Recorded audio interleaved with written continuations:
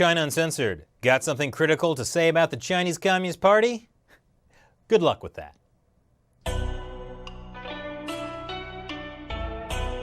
Hi, welcome back. I'm Chris Chappell.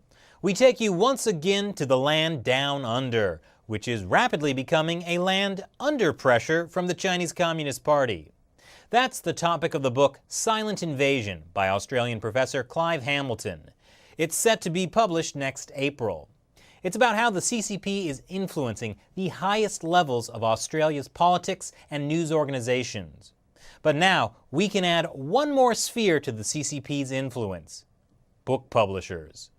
Because the upcoming book has been censored by the Chinese government. Not in China, but in Australia.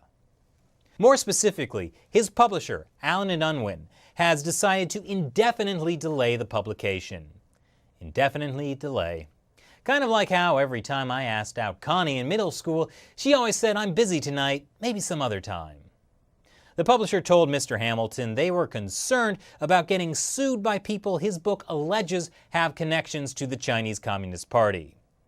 What we're seeing now in this case is the first instance, I believe, where a major Western publisher has decided to censor material critical of the Chinese Communist Party in its home country. So Hamilton's book is about how Australia is influenced by the Chinese Communist Party. And the publishers are delaying it because they're worried that they might get in trouble with Australians who are influenced by the Chinese Communist Party. That is the opposite of irony. Either that, or the publishers really knew how to get publicity. I mean, look at the international headlines. But no, Allen & Unwin is probably not just pining for publicity and secretly planning to publish the book after all. Like many large corporations with millions of dollars and armies of lawyers, they're scared of the big bad CCP. Clive Hamilton says a lawyer had reviewed his book and he had carefully revised it to avoid potential defamation. But the CCP, or someone it influences, could still in theory punish the publisher by dragging them through long-term, expensive litigation. There are already ongoing lawsuits against two major Australian media companies for covering similar topics. Those lawsuits aren't from the CCP itself, but rather from a Chinese Australian with alleged connections with the CCP. Hamilton has now taken his manuscript back and is looking for another publisher. And for anyone that thinks the CCP getting someone to sue Hamilton or his publisher would be a little too on the nose, well, more information is coming out about how petty the party can really be. For example, please don't think that every Chinese Australian is an agent for the CCP.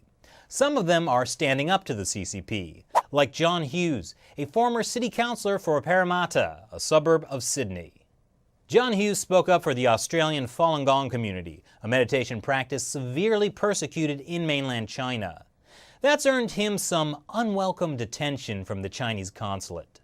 In 2014, he and several other officials were due to make a 6-day trip to China and Taiwan.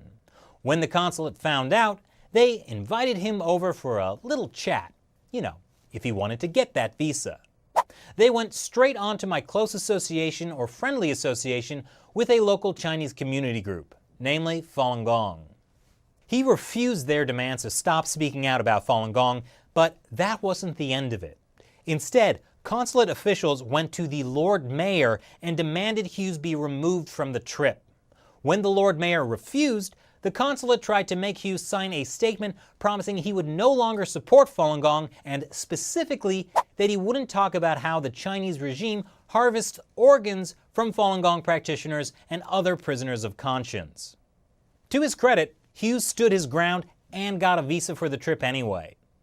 Now, the Chinese consulate tried to bully Hughes back in 2014, but we're only learning about it now because of the recent reporting on how the Chinese regime is influencing Australia. Now, if only someone would write a book about that. But the Chinese regime puts out an absurd amount of pressure globally to silence any criticism of a regime that needs to put out an absurd amount of global pressure to silence criticism. These kinds of stories are more common than you'd think. Earlier this month, the world's largest academic book publisher, Springer Nature, they put out Scientific American, also self-censored after getting pressured by the CCP. The Financial Times discovered they removed more than 1,000 articles from their Chinese website because they had politically sensitive keywords like Taiwan, Tibet, and Cultural Revolution. In August, Cambridge University Press did the same thing, removing sensitive journal articles at the CCP's request. The Chinese regime is increasingly successful at bullying the world into silence. Fortunately, the Western world still has enough independent media to expose the CCP's influence. And in the case of Cambridge University Press, they actually reversed their stance and reposted those sensitive articles.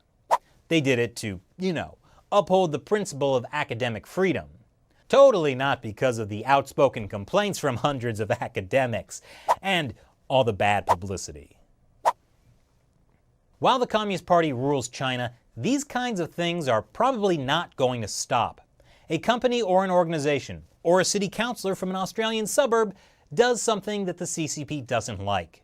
The CCP pressures them, and then they have to decide whether to give in to the CCP or to stand up. And sometimes it's helpful to have a huge crowd of outraged people to encourage them to stand up. We, as Australians living in a free society, should not allow ourselves to be bullied into silence by an autocratic foreign power. And speaking of huge crowds of outraged people, you, our viewers. Here at China Uncensored, we also do our best to speak out on behalf of people persecuted by the Chinese Communist Party, and to shed light on all the things the CCP is doing that they'd rather people didn't know about, like how they try to infiltrate other countries. Not a lot of companies want to advertise with us for this reason, which is why we rely mostly on direct support from viewers like you. If you want to help China Uncensored continue to stand up to the CCP, visit patreon.com/China Uncensored, and you can support us with $1 or more per episode. You'll get some cool rewards in return. And I just want to thank our patrons for keeping our show going.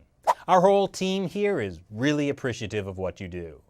Okay, back to the sarcasm. What do you think of the way the Chinese regime is able to threaten the world into silence? Leave your comments below. Thanks for watching this episode of China Uncensored. Once again, I'm your host, Chris Chappell. See you next time. Want to help me directly make more great episodes for you? Check out our crowdfunding site on Patreon. You can support us with, for example, $1 per episode. So click the orange button here and support us now. Thank you.